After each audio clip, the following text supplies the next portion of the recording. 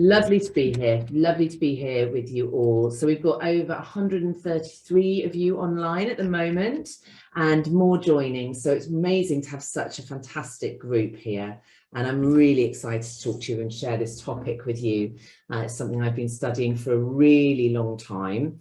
At the moment, you're going to need to use the Q&A because we can't, for some reason, use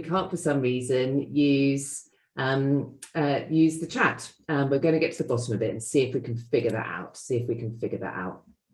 So shall we get started? I think we should. Shall we get going? And we're talking all things communication today. This is going to be part of a couple of webinars that I'm going to run for you. And I'm really excited. This has come as a snapshot of in-person and online sessions that I've run for everybody from Sony to Amazon to BlackRock, and we're really sort of bringing together the nuggets of those sessions to share with you today, because it's something I feel so passionate when we're able to communicate our needs, our desires, our thoughts, our expectations, and also to really understand those of others. We can transform our lives, and I'm going to share with you some of the tools that you are able, that hopefully you're going to be able to put into practice immediately. So, okay, so as soon as I'm able to activate the chat, we will activate the chat. I'm sorry that so far that's not activated. Okay, so a little bit of spot of housekeeping is that we're going to record this session. I ask all of you to keep an open mind and take away the things that are most useful to you. Ignore anything that's not useful. If you feel at all triggered by anything today, keep yourself safe, go for a walk. Hopefully there's nothing in this session that will do that, but just in case, just make sure you look after yourself and your needs and interact with us. And whether that's through the Q&A box right now, or once we've activated chat, whether it is through activating chat. So I will, right now I might have done that then. So can somebody try the chat box now? I don't know whether that should, hello, yay. Okay, brilliant, it works, fantastic. Right, we've just got a nice green van that's just pulled up outside the house. You can never ever predict these things, can you? I'm just going to shut the window. Give me 2 seconds.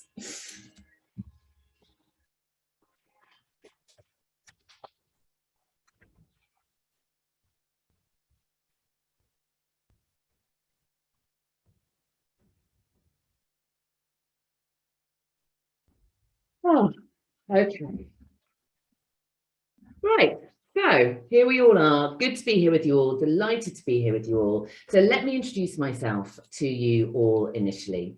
So my name's Lucy Chamberlain. I'm the founder of CNC Search, founder of CNC Academy. I am an accredited ICF coach, habit change coach, leadership coach. I speak on a global stage, and I am absolutely passionate in our infinite potential, both yours, mine, ours, and I'm just so thrilled to be able to share some of the wisdom that I have been fortunate enough to learn from some amazing teachers over the last few years.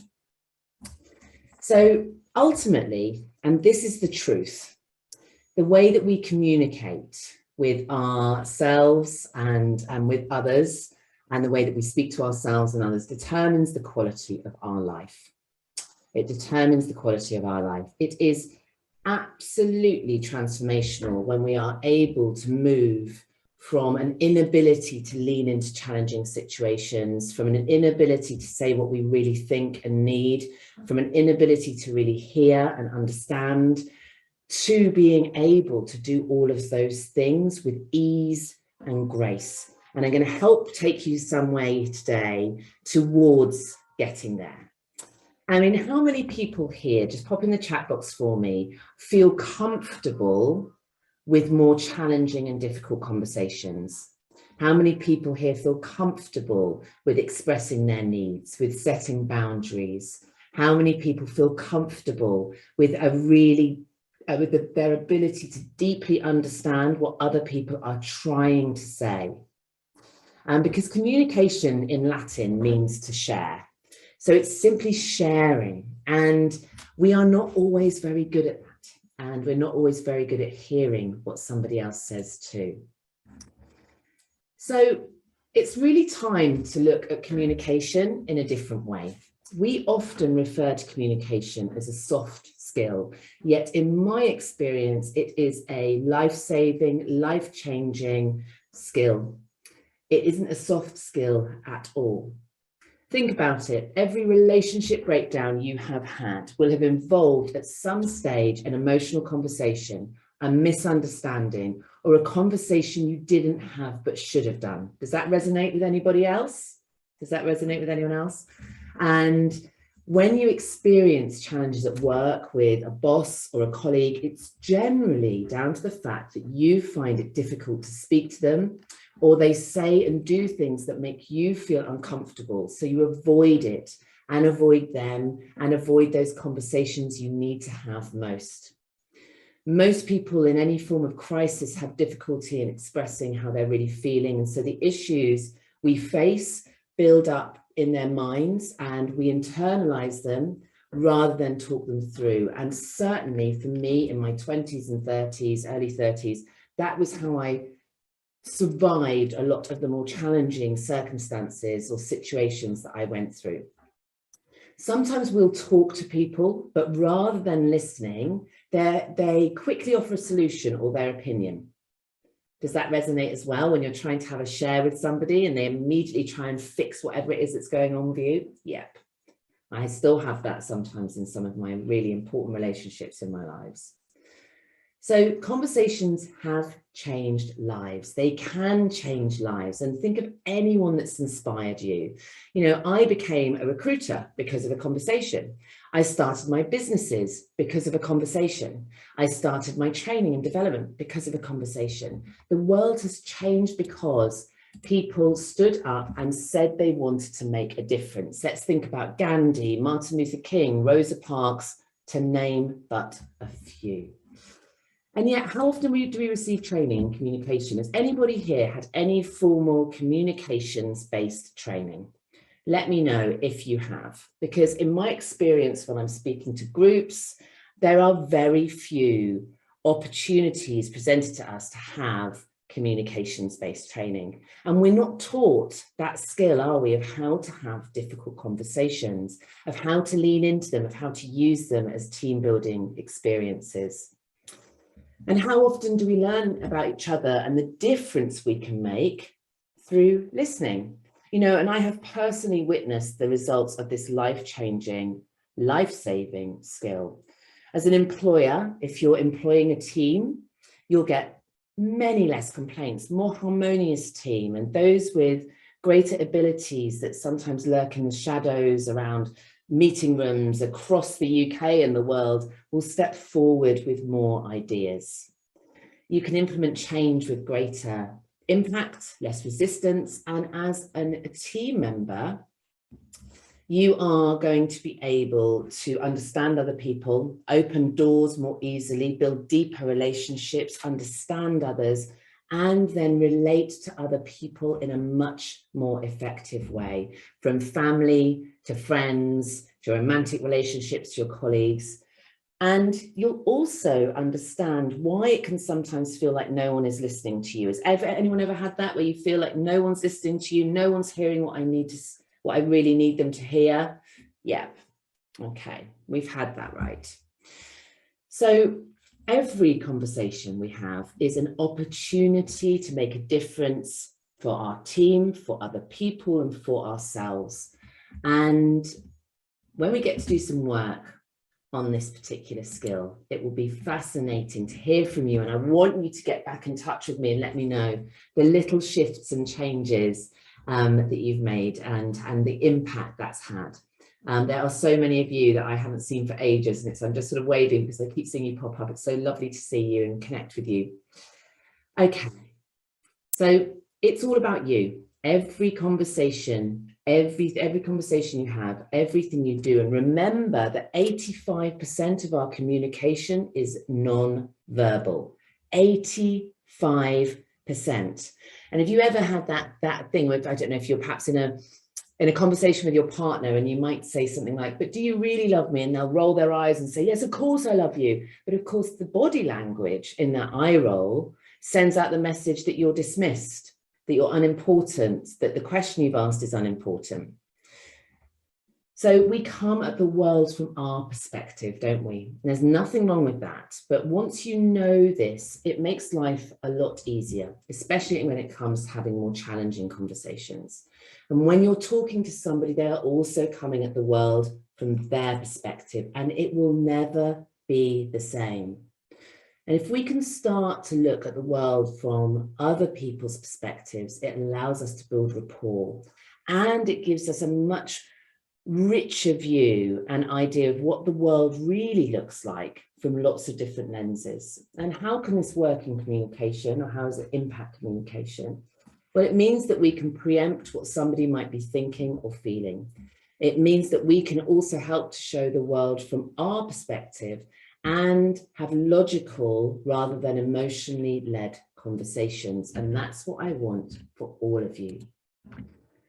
Because there are 5 levels of communication, and often we pinball from one to the other.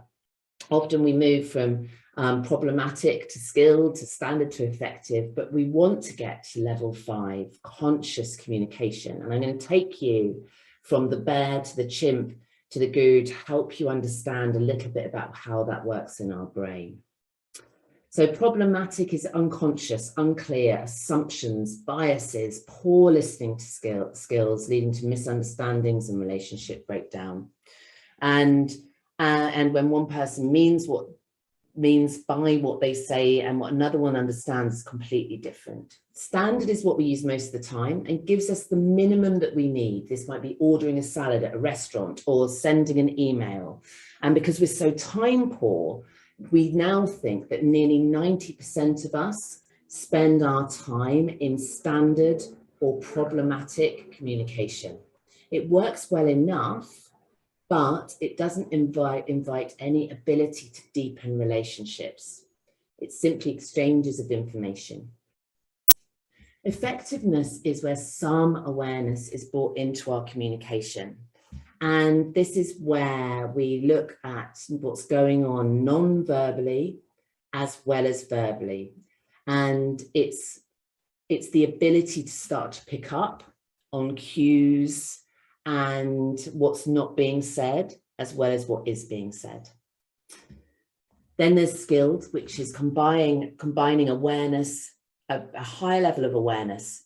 And this is really having a deeper understanding of why people may be communicating that they are, the way that they are, and the ability to start to create a safe space where people can say what they need to without fearing rejection, ridicule, criticism. And then lastly, there's the conscious communication. And this is where we are able to develop a level of understanding around communication that keeps us in a place where we're able to put our own minds into a positive state, so where we can shift from being pessimistic to opposite. It's where we can operate in our most thoughtful, collaborative, empathetic, considerate, creative, clear, and free from judgment self. So this is where we stop attaching stories to what somebody else might be saying, where we stop creating judgments, where we really listen to understand rather than listen to be understood. And this is how I want to help you a little bit today. I mean, obviously we only have our lunch break together if you're in the UK, so I'm going to get as much information packed into this session as possible for you. So let's have a look at our communication style. And if anybody's brave enough to be a little bit vulnerable and share in the chat box where they think they can often go if you're under pressure or feeling a little bit anxious, or you're having a conversation with someone you find uncomfortable or challenging, then we tend to move from the aggressive to the assertive to the passive aggressive and the submissive. And the challenging part around aggression, passive aggression, and submission is we abandon our needs and we also abandon the opportunity to deepen relationships. Because actually, when we are in these places, whether being aggressive, passive aggressive, or submissive, but also, and this is said without judgment, but we can't help but be lacking in honesty, because we are not able to share what we really think and feel and want. And with a lack of honesty, unfortunately, there is a lack of trust. And without those two things, these are foundations, aren't they? Absolutely foundational tools for building great relationships. So we really want to be able, step by step, baby steps, to move to a place where we are able to be honest, self-assured, comfortable in our own skin, and empathetic to the other person without abandoning our needs, and being able to express our own with clarity. So this thing about beliefs and filters. So every single conversation that you have, unless you have done the work to get you to that really conscious state of communicating, we are seeing the world through all our filters all of the time. And so often we interpret others' communication or what they're sharing. We basically give it a value against our values and make judgments about others if their values don't align. And we may like to value our image more than we value our content or our reputation, or there's so many different value systems that we use in our lives that we benchmark against others and give their communication or what they're sharing a sense of worth against what value we have and whether theirs matches up. Our beliefs are our guidelines that we use to make the world make sense. And so often we will feel uncomfortable with others' beliefs that don't match our own. And we miss a massive opportunity to gain a richer understanding of the world and individuals at large when we dismiss others because their beliefs don't match ours. And in cancel culture, the biggest challenge with cancel culture is we miss having conversations, we miss sharing ideas, we miss sharing different beliefs, we miss that ability to gain deeper understanding of other humans, our past experiences. And when we've had particularly, I don't know, let's say a boyfriend once cheated on you, and then you have a new partner. And what happens is then anytime that partner communicates with you that they need some space, or communicates with you that they're going out for an evening, your past experience is brought in, and you might move into that very aggressive communication because you're scared. Prejudices, feelings, our environment, all of these things come through in our communication until we can get to that sweet spot, which is that really conscious place where we're aware of all of these filters, specifically our own, and how they impact our ability to communicate with impact. So this is our bear, okay? And if you're, wherever you are right now, just grab the back of your head. Okay, so this is our bear. This is our most primitive brain. And when we're in our bear, we are in fight, flight, freeze, or fawn. So when it comes to communication, this is the bit where somebody says to you, hey, you didn't put the bins out again. And you go straight back in with, hey, but you never did this yesterday and I asked you to. You go straight into that fight. The flight bit is where somebody's about to have a conversation with us that we just don't want to have, and we absolutely do anything we can to avoid it. So avoidance, because we just don't want to face the feeling. The fawn is where we ingratiate ourselves to others, even when we don't believe it. We give compliments, we agree when we don't agree, we say yes when we mean no to make the other person happy. And then there's the freeze, when somebody starts talking to you about something and you just don't know how to respond, or you don't feel able to respond in a way that is aligned with your own values and belief system, and you simply freeze. If somebody starts talking to you and you just, you say nothing at all. And these are survival mechanisms, and our brain is so clever that it's developed these to help keep us safe, but unfortunately keep us stuck. They don't allow us to shift and shape and change our communication style to deepen relationships. So here we are now, and you can put your hands here. Here's our chimp. And this part of our brain I like to think about as our teenager, okay? So we've moved away from our bear and we're in our chimp. And our chimp can be really judgmental. It can attach stories to things that don't exist. It can stamp our feet and think, we deserve to be listened to. You should understand what I mean. It's that thing when somebody asks you, are you okay? And you go, fine. I'm fine. But you're not fine at all. Or where you're in your head, when you're chatting to somebody, busy making judgments and deciding what this person actually means. It's the part of you that feels that you should be seen, heard, and listened to without actually having to express your needs clearly. It's the part of you that when you're in an argument might throw all of your toys out the pram, or say things you don't mean, or be mean. And you hear, if you see it particularly this part of your brain in judging others and judging ourselves through gossip or making comments about other people. This is our chimp. And when we're in our chimp, again, we cannot deepen relationships, and we cannot really communicate what we need, what we deserve, what we want, what we're expecting of others, setting boundaries. Nothing happens when we're in our bear or our chimp that is going to help move things forwards. So then how do we get to this place and state of guru? So this place where we are able to observe, be curious, where we use the power of the pause, we don't immediately respond to a WhatsApp that's come through to us. I mean, how many of us have responded to a message in a way that 24 hours later, we would never have responded to? Come on, how many of you have sent an immediate email back, or, who do they think they are? Don't they know who I am? Don't they know exactly what this means to me? All of those feelings, that immediacy of response. Yep. And of course, what we need to do is engage the power of the pause.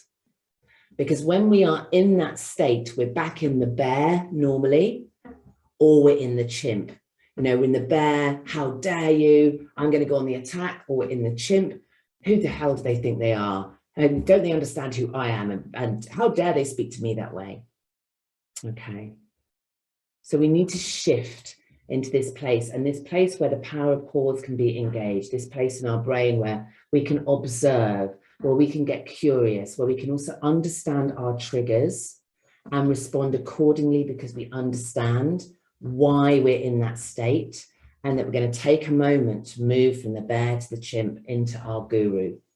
And when we're here, we are less anxious, we are less stressed, we are able to regulate our systems more effectively. We're able to regulate our emotions. We're able to express ourselves, and we're able to really hear another person. It's a much happier way to be able to live our lives.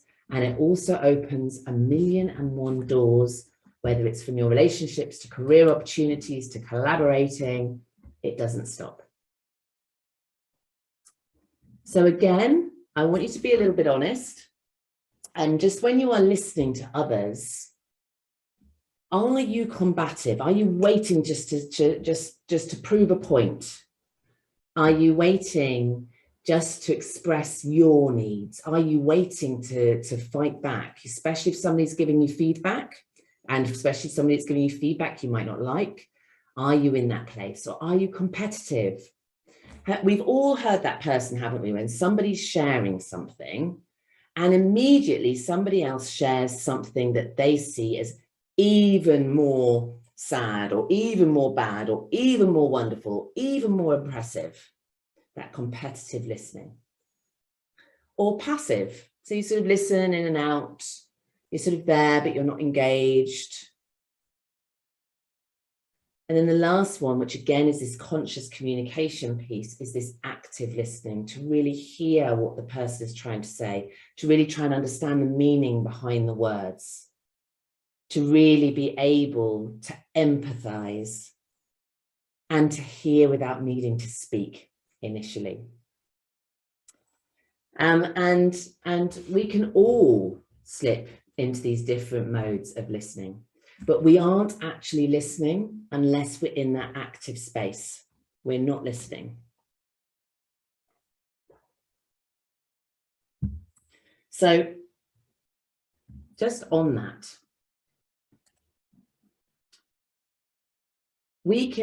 people speak at around 200 to 300 words a minute. Now, our brains are amazing because we can actually hear between 300 and 500 words a minute, but we fill in the gaps, we make assumptions, we attach meanings. And in those places, we are back in the chimp and the bear. And I don't want that for you, because I want you to have the relationships that you deserve to have. So how do I get somebody to listen to me is a question I'm asked lots of different ways. And many, many, many of you I know here will feel you're not listened to. But I really believe if we want to be listened to, then we have to start with us. We have to look at what we're contributing. And firstly, the question is all about you. It's about what you want. And there isn't anything wrong with recognizing what it is you need and want. It's actually essential. And once we know what it is that we want or need from a conversation, we can then, if we're moving into that conscious place, shift and look at it from the other person's perspective. And it's not something we're hardwired to do. We're not instinctively going to look at what somebody else might need and want to. We tend to just focus on our own. And we have to work at it. We have to make it conscious. And to do that, we need to start asking ourselves, before we have a conversation, how might they feel about this conversation? What's their likely reaction? Why might they react in that way? And when we do this and reflect it back, it starts to build a trusting relationship. And once we have trust with someone, we are much more likely to be listened to.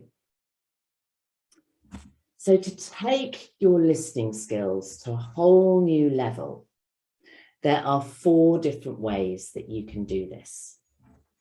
So one is to paraphrase. So this is when you, as the listener, repeat back the essence of the message spoken by the person communicating to you, but in different words. And what happens then is an active listening strategy. It demonstrates to the listener that you are concentrating on the person that's speaking to you, it demonstrates to them that you're concentrating on the message being offered. It acutely shifts how much you listen. And there's a really, really good book, if anyone wants to get really into this, called Are You Really Listening? And by Dr. Mary Siege. And that's a fabulous book, because most of us don't. Reflecting feelings. So active listeners really reflect the feelings of the communicator in their responses. And when you are reflecting feelings back, that person will feel validated by your emotional response. They will feel that that message is really hitting home. And it's interjecting emotion into a rational discussion. But it does require a rapport. I can hear you're feeling angry. Tell me more about that. I can feel that you might be feeling really sad right now. I'd like to understand more about why that might be. It's asking for an exploration around emotion or just simply recognizing it. Reflecting meaning. Let's talk about that. So reflecting meaning allows you, the listener, to confirm understanding with the person that's speaking. And you can practice reflecting by using general phrases back to the person, which is, so when this occurs, you feel this way and want to do this. So I'm reflecting back to them the meaning. So when this particular situation happens, I believe you feel this way and you want this to happen. And then you address whether you are able to make it so. And the last, before we move on from our listening, is summative reflection. So not like paraphrasing, it's different to paraphrasing. It requires you as the listener to incorporate your own views in the description of what you're hearing. And it promotes a sense of co-collaboration and strengthens interpersonal ties. Oh, thanks, Megan. Love a book review. Okay. So one of the big things is learning to park our ego, isn't it? Our ego that lives in that chimpy part of our brain. And it requires attention over talent, spirit over ego, and others over self. I absolutely love that quote because it is so true and something we forget so often. So how many of you on this call today, we've got nearly 200 of you together with us today, how many of you have been using these sorts of words? Oh, hi, I'm just reaching out to ask, or, oh, does this make sense to you? Or I'm so sorry, but I just need to grab 5 minutes of your time, or kind of, or, oh yeah, maybe almost, or substituting a question for a statement of what you really believe. Would it be okay if? Rushing or piling lots and lots and lots of words on each other, or using disclaimers. Oh, don't worry if you don't want to do that, or you might say what you need and then say, but of course you might not want that at all. Or you say what you need and you then dismiss it. But I'm usually really stupid, so I mean, I probably got it wrong. Yeah? How many of you? Right. So I want you to get so aware of this, because actually it is ineffective communication. And it's going back into that fear or fight or flight part of our brain, but mostly the freeze and the fear bit, which lives in our bear. So you don't need to discredit your communication with these words, because what it does, it shifts a power balance. It stops you expressing your boundaries. It stops building relationships to the level that you might like. So just get aware of what those words are that come up for you quite often in the way that you're expressing yourselves. And it is all possible to change, usually just by slowing down a little bit and again moving into that really conscious place. So that's something I really want you to take away from today. So how do you approach challenging conversations? How do you lean into those conversations?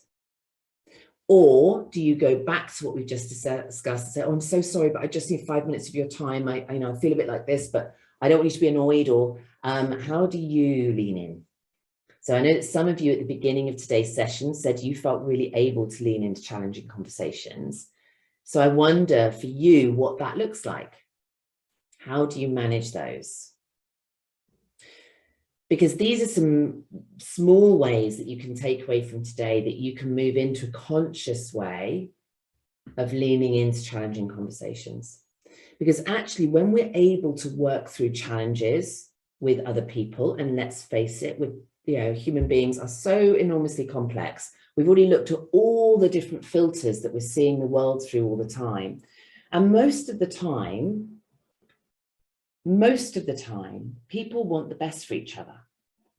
And so misunderstandings happen because we don't have the more challenging conversations. And from misunderstandings build resentment. And from resentments, therein lies the relationship breakdown or the inability for it to progress. And actually, an example of this is a conversation I was having yesterday with one of my colleagues. And I had a client who had a really, really close relationship with.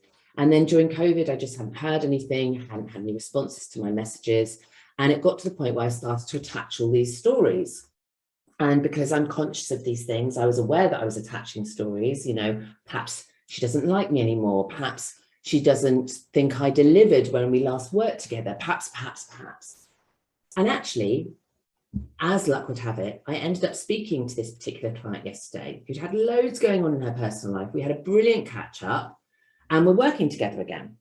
None of the stories I was attaching were relevant, helpful, supportive, and I just should have lent into the conversation with a touch base of, you know, I'm using some of these phrases or terminology that allows me to address something without attaching stories. So how many of you would feel able to be brave enough to adopt one of these particular paraphrases to lean into a difficult conversation? How many of you feels that they could grab one of these? Yeah? Okay. Fantastic. All right, brilliant. I'm glad that they're useful. They're pretty good, aren't they? Make sure you take a screenshot in case you need them. So moving forwards, how many of you say the words, oh, I understand. Now, one of the most amazing things you can do for your ability to deepen relationships is to let go of the words, I understand, because you can never truly understand someone else's perspective. Not truly, not totally, because you aren't living their life. You haven't had all those experiences that have led to all those filters. So you will never truly understand. But building rapport using words like, I really appreciate that, or I really respect that, or I can accept that point of view is so much more advanced level. And instead of saying, who says calm down? I have had that in relationships where someone says, calm down. Has anyone in the history of being told to calm down, calmed down? Anybody? I have never calmed down when somebody's told me to calm down. In fact, normally it just makes me really cross. But witnessing how someone else might be feeling is again an amazing way to build rapport. Look, I can see you're feeling frustrated right now. I can see you're feeling angry. See you feeling sad. Let's take 5 minutes. Let's take 5 minutes. So shifting from that bear to the chimp into this lovely guru place is about being able to prepare for the conversations that we need to have, to understand what we need, to be trustworthy, not judgmental. So that means being really conscious of not gossiping, of not saying yes when you mean no, of really thinking about other people's perspectives and how they might be seeing something right now. It's being open to being challenged. It's being open to being potentially for not being right.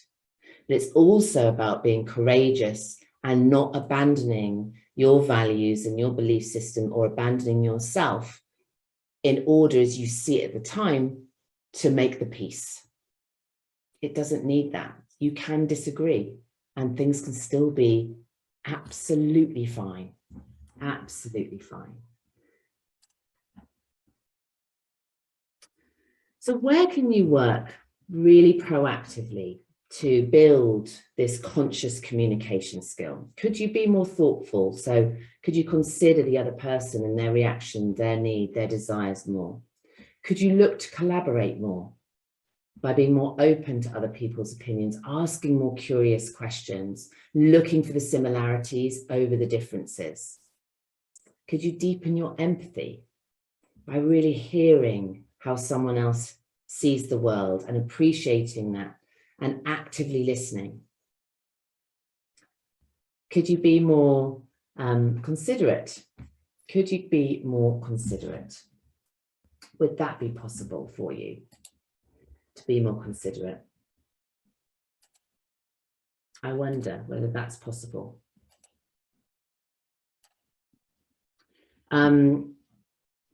Could you be more creative?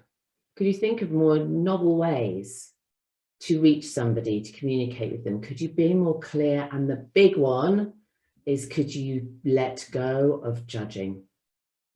Could you allow yourself to acknowledge that everyone's on their own path, that everyone's going through their own experiences, and that you're going to learn what you need to learn from that person and let go of what you don't need to hold on to, and understand with empathy that you do not know what it's like to walk in their shoes. Doesn't mean abandoning boundaries, doesn't mean abandoning your values, but it does let go of a big aspect of what holds us back, which is the judgment, And there's an amazing book by Gabby Bernstein called The Judgment Detox. I highly recommend it. I always recommend it because it's absolutely brilliant. And Pippa, you should now be able to apply to everybody. I think I've changed that. Okay, so tell me, share with us, where could you work more proactively or be more aware of? What could work? What could help to take you from that bear to the chimp and into that conscious communication piece? Just looking at that list, what for you are you all most aware of that working on would really shift where you are in your relationships to a new and improved place? Certainly for me on that list, letting go of judgment was transformational. Yeah.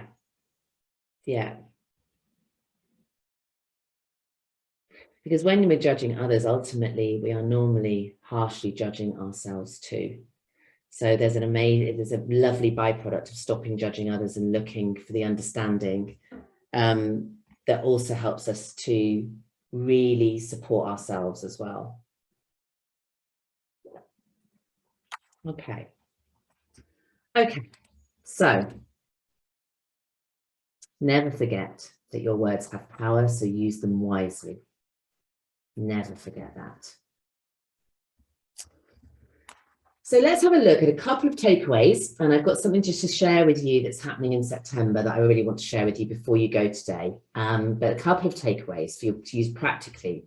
So the next time you're having a conversation that you think might be challenging or is giving you a bit of anxiety or giving you those feelings that usually make you want to run away from having the conversation, I want you to look at this. What's your wish for the conversation? And if you get that wish, what's the outcome?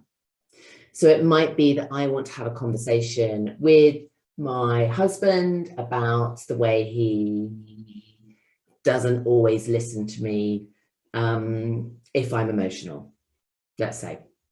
What would be the outcome of that? Well, hopefully the outcome of that would be that we understood each other more and he'd be able to support me better in the future. What's the obstacle? Well, if I express it in a way that makes him feel that I am judging how he's been in the past or make him feel criticized, then that could cause an argument. So what's my plan?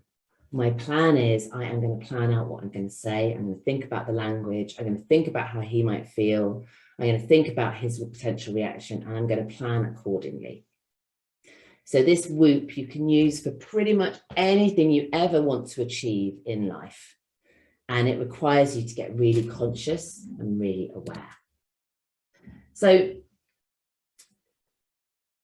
just think about this the next time you have a conversation. What's my purpose? What is it I really want from this conversation?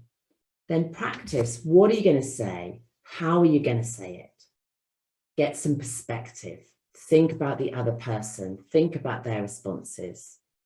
And then have the courage to have the conversation. Give yourself that permission. And self-esteem is an act.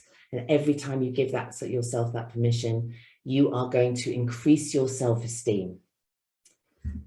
So just before we move into questions and takeaways, and these are some of the clients that we've been working with most recently, I want to share with you about a day that we're hosting on Saturday, the 17th. I want you to come and join me. Come and spend a day with me. It's at the Good Enough Hotel, which is in central London, just around the corner from Holborn. And I want you to experience a one-day retreat. We're going to lead really empowering sessions, and you're going to leave with the ability to negotiate with impact, to express yourself better, to open up doors and opportunities in your work much more impactfully. And you're going to experience some deep relaxation. So we're going to have some sound baths and yoga. It's going to be an amazing day. We have Marina, you're coming. Yay. And Annette, I know you're here. You're coming too. Now we've got an amazing offer for you today, which is 25% off. It's just over £100, and that includes your lunch, Pamela. It includes a goodie bag. It includes all the sessions. It includes certificates for those of you that would like to put that on your CV. And you are going to feel a sense of ability to access greater success. You're going to feel really challenged, and you're going to feel really revived. And you're going to bring together new friends, and you're going to gain new friends. And I promise you that you will not regret it. I mean, even going out for lunch in London is what, 40 quid per person. So your lunch, all your refreshments, everything's included. We run it at cost every year. And Kim will run another one in February. So if you would like to come, it'll be just over £25. The venue is a 4-star hotel in the centre of London. It's absolutely beautiful, amazing history. We want you to come. I want you to come and join me. I want you to be there. And as I say, the cost is just over £100 with the discount. And the day is probably worth well over £1,000 for your 4 expert speakers, your lunch, your refreshments, everything included. We only now have 15 places to attend left. So we have got 35 people attending. There's space for 50 on the day. We have 15 left. And we'll circulate all the info, Charlotte. Yeah, no problem at all. And if you want to grab a space now, and I really look forward to spending the day with you. It's going to be amazing. So what are we taking away from today? What's been most useful? What are you going to hopefully put into practice in your day-to-day life? So will anybody share with me what's been most useful for today? Oh, Charlotte, we'll do it again another time. We'll do it another time. So what are your takeaways from today? What's been helpful? What's been useful? Yes, you love the Whoop. I know, it's pretty cool, isn't it? It's a brilliant tool. Fantastic. Fantastic. The power of the pause. Yeah.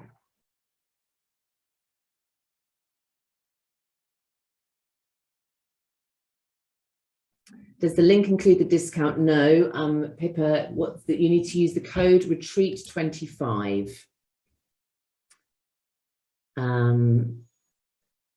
You add the discount there. So use the code retreat25 for your discount. Yeah, I'm so pleased. So many brilliant takeaways. Oh, and a couple of you just messaging me to say you're just about to book your ticket to come on the Saturday. Yay! It's going to be amazing. It's going to be amazing. Okay, well, listen, yes, we haven't got a February retreat link yet, but that's something that Pippa and I can certainly think about for sure. Yeah, I'm so glad you all got so much out of it. And I'm so glad that some of you are about to book your ticket to come on the 17th, because it's going to be amazing. And listen, have the best possible week. Take good care of yourselves. Remember that you don't want to be in the bear or the chimp, and you want to move up here because it's a happier, more joyful, more successful place to be. And thank you so much. And good to see you all. And I'm glad it was a good session. And yeah, see some of you at the retreat in September. Speak to you all very soon. All right. Take care, everybody. Lovely to be here with you. Take care. Bye, guys.